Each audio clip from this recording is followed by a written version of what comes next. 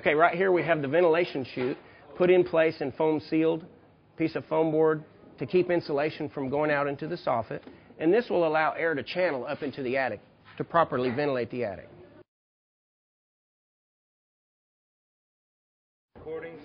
Okay, right up here we're showing the blocking that we do in the soffit. We put a piece of foam board in place to keep insulation from going out into the soffit. And this is going to keep moisture from ever touching the insulation.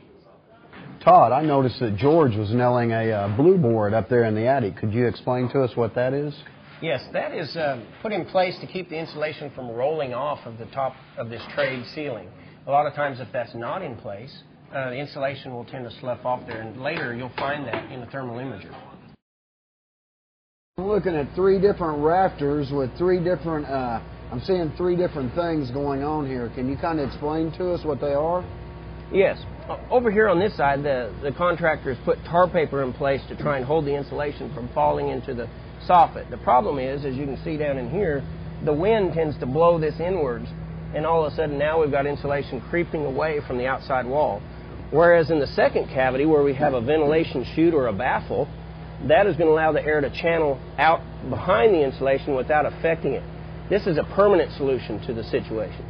In the far cavity, we have no tar paper or anything, and you can see a significant thermal loss because the Oklahoma wind is blowing that insulation away from the edge. You can see it moving as we speak. So this center one is the way we need to be approaching this yes. soffit vent. And over here to the left, you can see that's a permanent solution with all the way over there, and that's what it looks like before you insulate. That piece of foam board is permanently foamed in place to stay there for the long run.